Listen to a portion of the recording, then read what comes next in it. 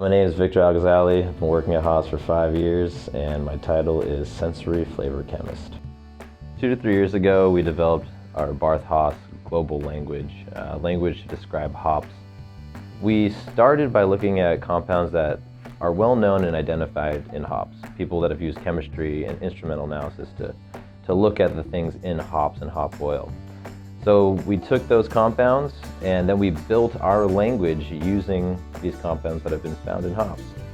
And we ultimately landed on 12 terms that we believe do a really good job at describing the many flavors of hops.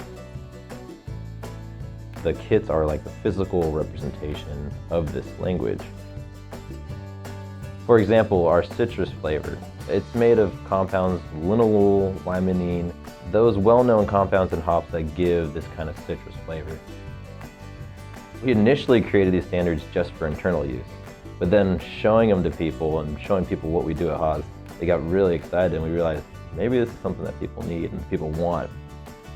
There's almost 7,000 breweries now in the US, and the vast majority of them are just small craft brew pubs, guys that want to learn about hops but don't have someone like me or the resources to do this.